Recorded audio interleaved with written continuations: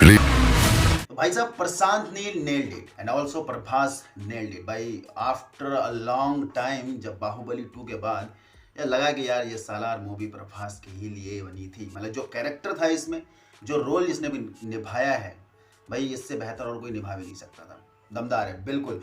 जो प्रॉमिस करा गया था प्रशांत नील के द्वारा, मेकर्स के द्वारा, कि यार बिगेस्ट बिगेस्ट ब्लॉकबस्टर होने वाली है, और यस ये है। दमदार है। जिस हिसाब का इसमें फाइट, एक्शन, मास है भाई, फाड़ के है, बिल्कुल फाड़ है। ब्रूटल वायलेंस जिस हद तक दिखा सकते थे, सही किया कि ए रेटिंग दी इस मूवी को, क्योंकि भाई बहुत हद लेवल की ब्रूटैलिटी है, हद लेवल का वायलेंस है इसमें। लेकिन प्रॉब्लम सिर्फ इस चीज़ से कि भाई तुम्हारा हीरो प्रभास क्या लोहे का है।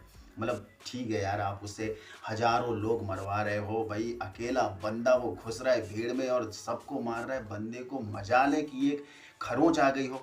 मतलब he is looking like a fucking iron man. और कह सकते हो भाई भगवान है क्या, वो वाला हिसाब भी। लाइक अगर एनिमल मूवी की बात करें तो वांगा साहब ने भाई रणबीर कपूर से 400-500 लोग मरवाए बाय गॉड, लेकिन भाई उस बंदे की लास्ट में ऐसी हालत हो चुकी थी, वो मरते मरते बचा था। जो एक सीन वहां पर डॉक्टर्स का ये भी बोलता है कि ये बंदा हमारे सामने बैठ के बात कैसे कर रहा है, मतलब वो उम्मीद छोड़ देते थे। वो वाला सीन, मतलब रियलिटी पे फोकस करा, वो चीज भी दिखानी चाहिए भाई की, है ना। तो मूवी में यार एक चीज सीन है कि भाई लोहे से लोहा जब टकराता है तो टंग की आवाज आती है। वही चीज हुआ कि लोहा उसकी तरफ कुछ फेंक के मारा बड़ा सा चीज, और प्रभास से जब टकराया तो टंग की आवाज आई है। इट मीन्स ये कि भाई आयरन मैन ही होगा शायद। लाइक अगर हॉलीवुड की मूवी जॉन विक की बात कर ले तो भाई उसमें कियानू रीव्स की ऐसी हालत हो जाती है लास्ट में, बहुत लोगों को मारता है और गंदे से गंदा लेवल का ब्रूटल सीन है उसमें भी। लेकिन भाई रियलिटी पे फोकस करा है, तो दिस इज द थिंग कि भाई इस पे ध्यान दे सकते थे।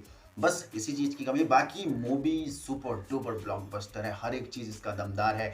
Entry of Prabhas is super duper blockbuster. मतलब जिस हिसाब से इसका यूज कर सकते थे प्रभास को, भाई खोल के किया, निचोड़ा है बिल्कुल प्रशांत नील ने प्रभास को। जिस हिसाब की उसकी डिलडॉल है, जिस हिसाब से उससे भारी भरकम एक्शंस हो सकते थे, भारी भरकम एंट्री हो सकती थी, वो फुल यूज करा है और जबरदस्त किया है भाई। एक बार के लिए केजीएफ की याद दिला दी, क्योंकि सेम थिंग केजीएफ में भी हमें देखने को मिली थी। दूसरा इंटरवल फाइट सीन अगर बात करें तो भाई इंटरवल की फाइट सीन जो थी ना, 15 से 20 मिनट आई थिंक कुछ ऐसा ही है भाई, बहुत दमदार है वो। जो एक्शन, मतलब अगर मैं एक्शन के बारे में कहूँ भाई, Prashanth Neel is the fucking bloody monster of that action genre. खतरनाक लेवल का, मतलब इस हिसाब की एक्शन मूवी शायद यार मुझे नहीं लग रहा कि इंडियन सिनेमा में कोई डायरेक्टर ऐसे सोच भी पाता है। जिस हिसाब से उसने ना कि सोचा, देन सोचा भी तो भाई जिस हिसाब की उसकी इमेजिनेशन थी नेक्स्ट लेवल, उसको ऐसे रिप्रेजेंट किया, देन उसको विजुलाइज इतना अच्छे से निखार के लाया कि जो कनेक्ट करके गया है इमोशनली भी, एंड एक्शन इमोशन तो भाई जबरदस्त है उसमें, जबरदस्त है बिल्कुल। एक्शन के मामले में भाई मूवी ने फाड़ के डाला है बिल्कुल। बात अगर स्टोरी लाइन की करें तो भाई बिल्कुल दमदार है। एक बार में के लिए कहूँ तो यार बाहुबली की याद दिला दी। मतलब जो रोड मैप बाहुबली में था, जैसे स्टार्टिंग में क्या था कि भाई मूवी को प्लॉट किया गया है, मूवी को बताया गया है कि यहाँ से कहानी अब जो है बन रही है। देन जो एक्शन का भारी भरकम सिक्वल था वो सेकंड पार्ट में देखने को मिला था, बाहुबली फर्स्ट में भी देखने को मिला था, वही चीज़ इसमें भी है। लेकिन भाई इन्होंने ना बहुत सी चीज़ों को बहुत ज़्यादा इंट्रोडक्शन बहुत ज़्यादा लेंथी कर दिया। इट मीन्स ये कि भाई इंट्रो ना इंट्रो की तरह होता है, ना कि सब्जेक्ट की तरह होता है। तो इंट्रो को इंट्रो की तरह करते तो भाई थोड़ा सा मूवी लेंथी नहीं लगती, जो हल्की लिटिल बिट ऑफ बोरियत देखने को मिलती थी, little bit of not like Khansaar को इन्होंने इतना ज़बरदस्त तरीके से दिखाया। मतलब पूरी इमेजिनरी वर्ल्ड है, उसको पहले तो जिस हिसाब से सोचा, देन उसके बाद उस सोच को भाई ऐसे रिप्रेजेंट करना, विजुअली उतना अच्छे से कनेक्ट कराना कि वो बड़ा रियलिस्टिक लगे। देन उसमें कवर अप किया है कि वीएफएक्स का जो इस्तेमाल किया है, वीएफएक्स एंड सीजीआई का, वो बहुत ही अच्छा विजुअलाइजेशन है। तो वहां से वो आर्टिफिशियल वर्ल्ड को प्रशांत नील ने जिस हिसाब से प्लॉट किया है वो भी दमदार है। लेकिन भाई साहब खानसार को इतना ज़्यादा इंट्रोडक्शन दे दिया है इन्होंने कि भाई बहुत लंबा इंट्रोडक्शन हो गया, जो बाकी में होना नहीं चाहिए। क्योंकि वहाँ थोड़ा सा भी चल जाता तो भाई ठीक था, क्योंकि पूरा एक अलग दुनिया है जो बाहर की दुनिया से कनेक्ट ही नहीं है, इस हिसाब से दिखाया गया है उसको, और ज़बरदस्त है। देवा और वर्धना की जो जोड़ी है भाई वो भी दमदार दिखा रखी है, उसका इंट्रोडक्शन सही लगा। पृथ्वीराज सुकुमारन ने भाई जो काम किया है, साथ दिया है, मतलब सपोर्टिंग रोल में जिस हद तक जिस हिसाब से उसका सपोर्ट हो सकता था, फाड़ के रिस्पॉन्स दिया है। देन थोड़ा इसी चीज़ को भाई कि इनके हिसाब से अगर थोड़ा सा इंट्रो सब चीज़ में लंबा ना होता तो थोड़ी मूवी लेंथी नहीं होती। लेकिन देखा जाए तो मूवी दमदार है। ऐसा नहीं है कि भाई साहब ये सब चीज़ें मूवी की कमी है, बिल्कुल कमी नहीं है। आपको पता भी नहीं चलेगा कि मूवी कब निकल गई। दमदार है एक बार के लिए।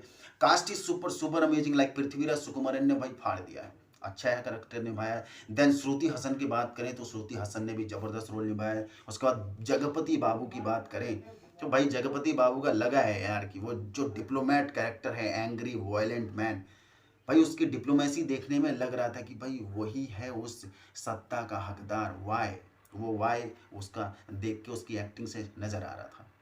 देन बात करें म्यूजिक एंड बीजीएम की तो भाई दमदार है। कई जगह बहुत लाउड है यार, भैं भैं बहुत ज़्यादा लाउड हो गया था, दैट्स वाई कि थोड़ा सा नहीं हिट करा है।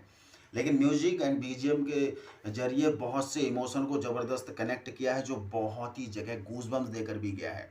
लाइक कुछ जगह ये भी देखने को मिला कि भाई ओवर बीजीएम था, मतलब बहुत सी चीज़ कुछ ऐसा हिट करके किया कि भाई ये म्यूजिक एंड बीजीएम के दम पर स्टोरी कवर अप कर रहे हैं, मतलब मूवी को खींच रहे हैं। तो वो छोटी सी चीज़ पकड़ में आई है। बाकी म्यूजिक एंड बीजीएम का भी सॉलिड रोल था। उसके बाद विजुअल इफेक्ट वीएफएक्स के बारे में बता ही चुका हूँ भाई, दमदार है, सब कुछ दमदार है। डार्क थीम का जिस हिसाब से इस्तेमाल कर सकते थे, पूरी काली दुनिया, मतलब उनकी जो दुनिया है जहाँ पर वो सारा कुछ काला ही होता है, वहाँ पर दिखाया भी वही चीज़ है। जो विजुअल है, वो जो भी दीवारें हैं या कुछ भी है, सब कुछ डार्क में ही है। वहाँ काम भी डार्क हो रहे हैं, वहाँ फाइट भी डार्क हो रही है। लेकिन फाइट के बीच में भाई प्रभास को तुमने ऐसा दिखा दिया कि यार वो बंदा 100 को मार दे रहा है, 200 को मार दे रहा है, लेकिन उस पर एक खरोंच नहीं आ रही है। द लोन वुल्फ ठीक है, मानते हैं कि भाई एक बार के लिए बंदे के अंदर इतनी ताकत आ जाती है कि 100 200 हज़ारों फर्क नहीं पड़ता, वो घुस जाता है। वो था साइकोटिक कैरेक्टर कि भाई वो देवा को बड़ा बचा के रख रहे थे कि ना ही आए किसी के सामने, वरना इसकी सनक गई तो ये सनका देगा सबको। वो चीज़ सही है, लेकिन भाई तुम्हारा हीरो इंसान है, एक नॉर्मल ह्यूमन बीइंग जिसको खरोंच आती है। तो ये चीज़ थोड़ी अटपटी है, क्योंकि सिनेमा अब थोड़ा बढ़ चुका है, यहाँ पर हम फोकस कर सकते थे। बाकी मूवी दमदार है भाई। सेकंड पार्ट के लिए एक्साइटमेंट है, क्योंकि फर्स्ट में बहुत प्लॉटिंग हुई है, बहुत मूवी को कहानी है जो स्टेप टू स्टेप खींचा गया है, कौन सी चीज़ कैसी है क्या नहीं है, इन सारी चीज़ों का मतलब हमें सेकंड पार्ट में बहुत ही ज़बरदस्त तरीके से हिट करके जाएगा। देन सेकंड पार्ट के लिए भाई एक्साइटमेंट तो है। आप लोगों ने भी देख लिया, तो भाई आपका एक्सपीरियंस कैसा रहा? That's my review. मिलते अगली वीडियो में। जय हिंद।